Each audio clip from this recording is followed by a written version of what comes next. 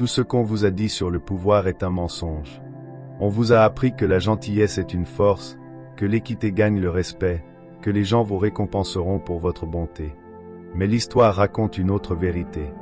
Les figures les plus puissantes, les dirigeants, les empereurs, les PDG, ne suivent pas ces règles. Ils obéissent à une autre loi, une vérité brutale et implicite. La peur est le pouvoir, la faiblesse est la mort. Imaginez un monde où la pitié est une erreur fatale, où une seconde d'hésitation peut tout vous coûter. Ce n'est pas une simple théorie, c'est la réalité. C'est pourquoi les conquérants impitoyables ont façonné l'histoire, tandis que les dirigeants bienveillants ont été trahis, renversés ou oubliés. Personne n'a mieux compris cette vérité brutale que Niccolò Machiavel. Au XVIe siècle, il a écrit un livre si dangereux, si impitoyablement honnête, qu'il fut interdit par le Vatican. Ce livre, Le Prince, est un guide pour s'emparer du pouvoir et ne jamais le perdre. Machiavel y révèle une vérité terrifiante. Le monde ne récompense pas la bonté, il récompense le pouvoir. En 1513, un homme en exil, déchu de son pouvoir politique, abandonné par les dirigeants qu'il servait, ne supplie pas pour obtenir grâce. Au lieu de cela, il rédige un plan d'action pour le pouvoir, si efficace que dictateurs, rois et politiciens l'ont suivi pendant des siècles. Machiavel savait une chose, si vous voulez survivre dans un monde régi par le pouvoir, vous devez être craint, non aimé. Craint, c'est une vérité que personne ne veut admettre.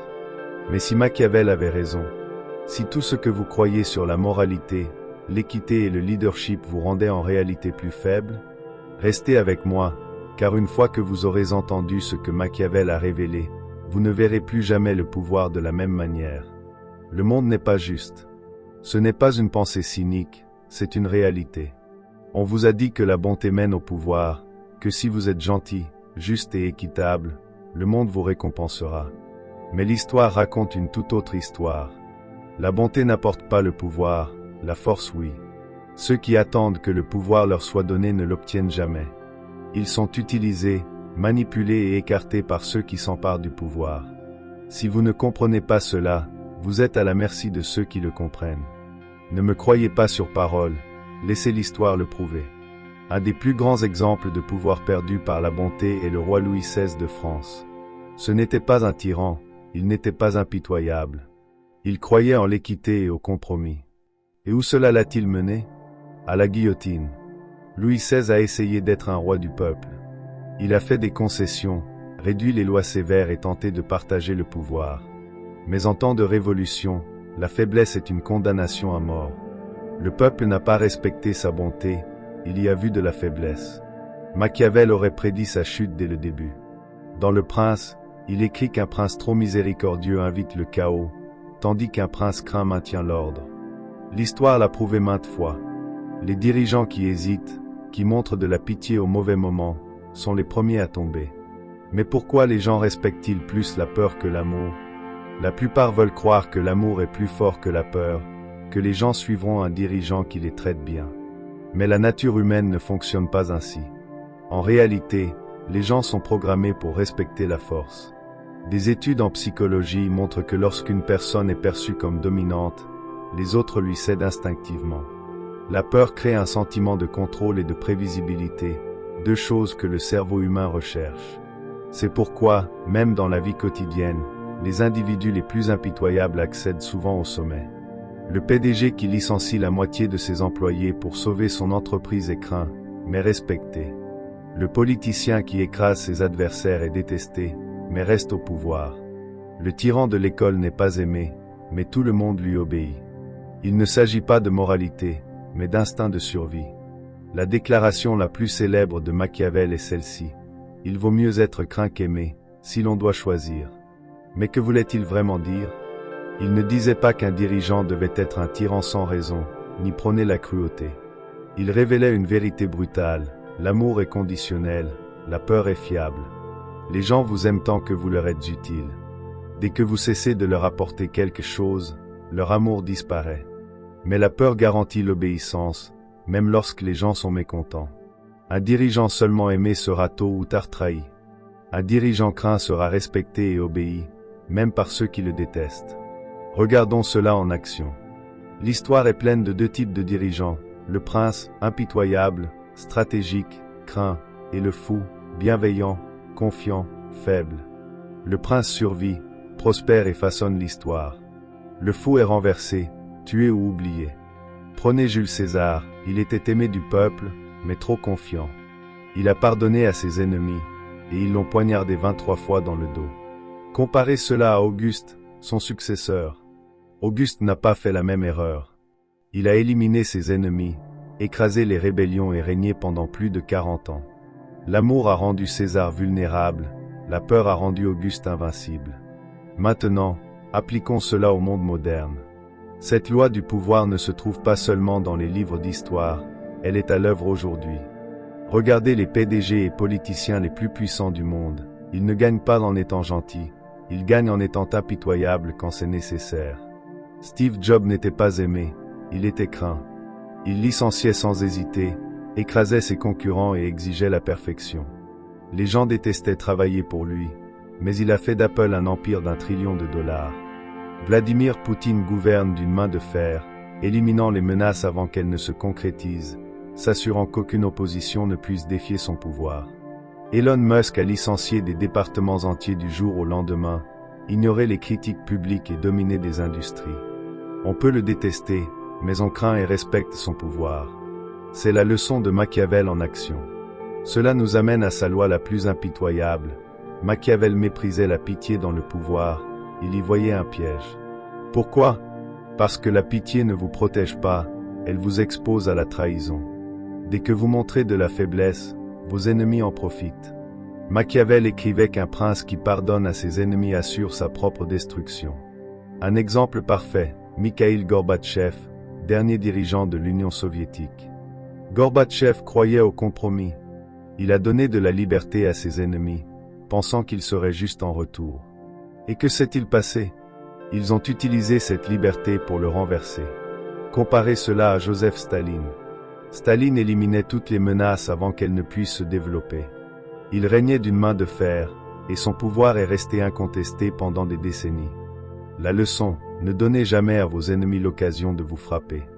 Vous comprenez maintenant pourquoi la peur est plus forte que l'amour, pourquoi le pouvoir est pris, jamais donné, et pourquoi la pitié est une erreur fatale.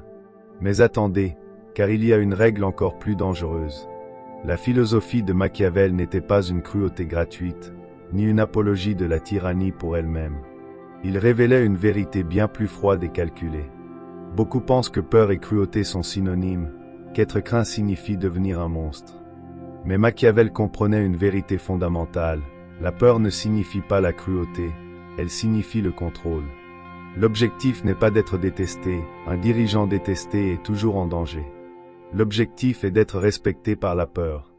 Les gens doivent craindre les conséquences de vous trahir, sans pour autant haïr votre existence. Pourquoi? Parce que la haine mène à la rébellion, mais la peur, bien dosée, crée la stabilité. Machiavel avertissait qu'un dirigeant devait éviter d'être trop cruel ou trop indulgent. Trop de cruauté crée des ennemis qui s'unissent contre vous. Trop de gentillesse vous rend vulnérable à l'exploitation. Quel est l'équilibre parfait? Punissez sévèrement la trahison. Si quelqu'un vous trahit, faites-en un exemple pour dissuader les autres. Soyez prévisible dans vos récompenses, imprévisible dans vos punitions. Si les gens savent que le bon comportement est récompensé, mais que la trahison est écrasée, ils resteront loyaux par peur rationnelle, non par haine. Assurez-vous que le peuple bénéficie de votre règne. Si votre leadership leur apporte stabilité, prospérité ou protection, ils n'auront aucune raison de se rebeller, même s'ils vous craignent. Ces leçons ne sont pas que théoriques, l'histoire les a prouvées. Un des plus grands exemples de cet équilibre est Gengis Khan. Il était craint dans le monde entier. Des villes entières se rendaient sans combattre à la simple rumeur de son armée. Mais il n'était pas détesté par son peuple, il était respecté. Pourquoi? Parce qu'il améliorait la vie de ceux qui lui étaient loyaux. Il a créé l'une des routes commerciales les plus sûres de l'histoire, la route de la soie. Il valorisait le mérite plutôt que la lignée. Si vous étiez compétent, vous pouviez gravir les échelons.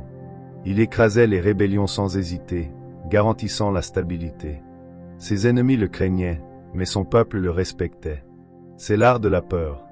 Cependant, la peur seule ne suffit pas à conserver le pouvoir. Il faut prendre des décisions impitoyables. La plupart des dirigeants perdent le pouvoir parce qu'ils hésitent, attendent trop longtemps ou montrent de la pitié au mauvais moment. Machiavel mettait en garde contre cela. Il croyait que le pouvoir ne reposait pas sur la gentillesse, mais sur la détermination. Celui qui veut être obéi doit savoir commander. Les dirigeants les plus réussis de l'histoire avaient un point commun. Ils éliminaient les menaces avant qu'elles ne deviennent des problèmes. Pourquoi? Parce que neutraliser les menaces tôt est la clé du pouvoir à long terme. Le plus grand erreur des dirigeants faibles est d'ignorer les petites menaces jusqu'à ce qu'elles deviennent ingérables. Prenons Jules César. On l'avait averti qu'un groupe de sénateurs complotait contre lui. Il a ignoré ces avertissements, croyant en sa propre popularité, pensant que personne n'oserait le défier. Il avait tort. Lors des Ides de mars, ces mêmes sénateurs l'ont poignardé 23 fois au Sénat romain. Son refus d'éliminer les menaces tôt a causé sa chute. Comparez cela à Vladimir Lénine. Lorsqu'il a pris le pouvoir après la Révolution russe, il n'a pas fait la même erreur. Il a écrasé toute opposition avant qu'elle ne puisse se renforcer. Il n'a pas attendu que ses ennemis frappent en premier. Résultat, il a construit un État soviétique qui a duré des décennies. Machiavel aurait qualifié Lénine de véritable maître du pouvoir. Machiavel donnait une règle simple pour gérer les traîtres: écrasez-les immédiatement, sinon ils vous détruiront plus tard. Il avertissait qu'un dirigeant ne doit jamais laisser un ennemi vaincu survivre. Si vous montrez de la pitié envers ceux qui vous ont déjà défiés, vous leur donnez le temps de reprendre des forces. Un exemple célèbre de cette erreur est le roi Richard II d'Angleterre. Richard II a exilé son rival, Henry Bolingbroke, au lieu de l'exécuter, pensant faire preuve de clémence. Grave erreur. Bolingbroke est revenu des années plus tard, a levé une armée, a renversé Richard et l'a fait exécuter. La pitié est dangereuse lorsqu'elle est accordée aux mauvaises personnes. Un autre exemple frappant d'élimination des menaces avant qu'elles ne se concrétisent est Joseph Staline. Staline n'attendait pas que ses ennemis potentiels le défient. Il purgeait toute opposition avant qu'elle ne puisse croître. Quand ses rivaux réalisaient ce qui se passait, il était trop tard. Était-ce éthique? Non. Était-ce efficace? Absolument. Sa stratégie impitoyable lui a permis de régner sans conteste pendant des décennies. Machiavel l'aurait qualifié de maître de la survie. La raison pour laquelle la plupart des gens échouent dans le pouvoir est simple: ils hésitent quand ils devraient agir. L'hésitation mène à la faiblesse, et la faiblesse à la destruction. Machiavel l'a clairement dit: il est bien plus sûr d'être craint qu'aimé, si l'on doit choisir. Mais la plupart des gens ont trop peur d'être craints. Ils veulent être aimés, vus comme bons. C'est précisément pourquoi ils échouent. Dans le monde réel, le pouvoir appartient à ceux qui savent quand être impitoyables. L'hésitation est fatale, mais la rapidité est mortelle. Machiavel croyait qu'une des stratégies les plus efficaces était de frapper avant que l'ennemi ne comprenne ce qui se passe. Prenons Napoléon Bonaparte. Il a remporté d'innombrables batailles, non seulement grâce à sa stratégie, mais aussi parce qu'il était imprévisible. Il déplaçait ses armées plus vite que quiconque ne l'attendait. Il attaquait avant que ses ennemis ne puissent s'organiser. Il ne ouétait jamais, il forçait les autres à réagir à lui. C'est pourquoi Napoléon est devenu le dirigeant le plus craint d'Europe. Maintenant, vous comprenez l'art de la peur, comment être craint sans être détesté, pourquoi éliminer les menaces tôt est la clé de la survie, et l'erreur fatale de la plupart des dirigeants, l'hésitation. Mais il reste une dernière leçon de Machiavel, si dangereuse et impitoyable qu'elle détermine qui gouverne et qui est gouverné. Le pouvoir ne repose pas seulement sur la force, mais sur la perception. Les plus grands dirigeants de l'histoire ne se contentaient pas de gagner des batailles, ils contrôlaient la manière dont les gens les percevaient. Ils faisaient croire des mensonges à leurs ennemis tout en cachant leur véritable pouvoir. C'est la leçon la plus sombre de Machiavel: le pouvoir n'est pas seulement une action, c'est une illusion. Un dirigeant peut être plus fort que tous ses ennemis, mais s'il semble faible, il sera attaqué. Un dirigeant peut être détesté par son peuple, mais s'il semble aimé, personne n'osera se dresser contre lui. La différence entre un roi et un pion ne réside pas seulement dans leur force, mais dans la manière dont les autres les perçoivent. Machiavel comprenait que les hommes sont simples et facilement trompés. Un dirigeant avisé, disait-il, ne doit jamais être totalement honnête, car dès que les gens connaissent vos véritables intentions, ils peuvent vous arrêter. La plus grande erreur dans le pouvoir est d'être trop honnête sur vos objectifs. Si vous voulez le pouvoir, ne le dites pas, laissez les gens croire que vous êtes humble. Si vous voulez éliminer un rival, ne le prévenez pas, souriez jusqu'à frapper. Si vous voulez changer le monde, ne l'annoncez pas, laissez les gens penser que rien ne se passe jusqu'à ce qu'il soit trop tard. Un des plus grands maîtres de la tromperie dans l'histoire fut Jules César. Pendant que ses ennemis croyaient qu'il était fidèle à la République romaine, il construisait discrètement son armée. Il se faisait passer pour faible pour que personne ne le craigne. Puis, au moment opportun, il a traversé le Rubicon et pris Rome d'un seul coup. Ses ennemis ne l'ont jamais vu venir. Quand ils ont compris la vérité, il était trop tard. C'est l'essence de la stratégie machiavélique. La tromperie n'est pas une option, c'est une nécessité. Machiavel écrivait qu'un dirigeant doit être à la fois lion et renard. Un lion est puissant, mais trop prévisible. Un renard est faible, mais rusé. Le dirigeant parfait est les deux, assez fort pour détruire ses ennemis, mais assez intelligent pour éviter les pièges. Et quel est le plus grand piège dans le pouvoir? La confiance. S'il y a une leçon que Machiavel mettait au-dessus de tout, c'est celle-ci: ne faites jamais confiance aveuglément. Celui qui vous sourit aujourd'hui pourrait vous trancher la gorge demain. La loyauté est une illusion, l'amitié est temporaire, la confiance est une faiblesse. Pourtant, l'histoire est pleine de dirigeants qui sont tombés pour avoir ignoré cette règle. Jules César lui-même a commis cette erreur fatale. Il faisait confiance à Brutus, un homme qu'il considérait comme un fils. Et dans les derniers instants de sa vie, alors que les couteaux du Sénat romain le frappaient, c'est Brutus qui a porté le coup final. Machiavel n'aurait jamais fait confiance à un Brutus, car il savait que les ennemis sont prévisibles, vous savez qu'ils veulent vous nuire. Les amis, en revanche, sont dangereux, car ils peuvent vous trahir quand vous vous y attendez le moins. Si vous devez faire confiance à quelqu'un, assurez-vous d'avoir un levier sur lui. Si les gens pensent que vous êtes faible, ils essaieront de profiter de vous.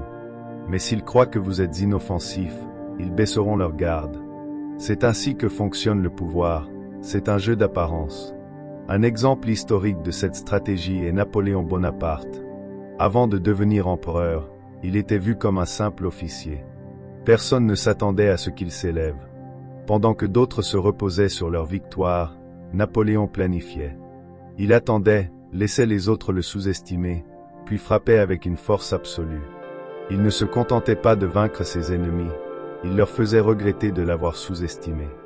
Machiavel croyait que si vous devez frapper, faites-le complètement. Si vous éliminez un ennemi, ne laissez aucune chance de revanche.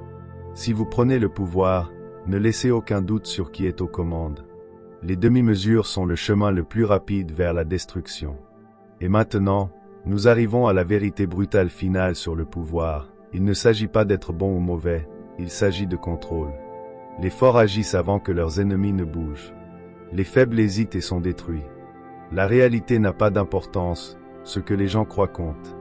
Ne montrez jamais votre véritable force, laissez les autres vous sous-estimer jusqu'à ce qu'il soit trop tard. Machiavel ne voyait pas le monde comme bon ou mauvais, il le voyait tel qu'il est, un jeu impitoyable où seuls les forts survivent. Le monde n'est pas gentil, il ne l'a jamais été. Et maintenant, vous êtes face à la question ultime. Contrôlerez-vous le pouvoir, ou le pouvoir vous contrôlera-t-il? Le pouvoir est un jeu, et maintenant vous en connaissez les règles. Mais voici la vraie question. Si vous en aviez l'opportunité, les utiliseriez-vous? Embrasseriez-vous les lois de Machiavel, ou les refuseriez-vous, sachant que cela pourrait vous coûter tout? L'histoire ne se souvient pas des gentils, elle se souvient des victorieux. Alors, dites-moi, si vous deviez choisir, préféreriez-vous être craint ou aimé? Partagez votre réponse dans les commentaires. Et si cette vérité vous a mis mal à l'aise, tant mieux, cela signifie que vous commencez à voir le monde tel qu'il est vraiment. Si vous voulez plus d'éclaircissements sur le pouvoir, la psychologie et les vérités brutales dont personne ne parle, abonnez-vous. Car dans ce monde, la connaissance n'est pas seulement le pouvoir, c'est la survie.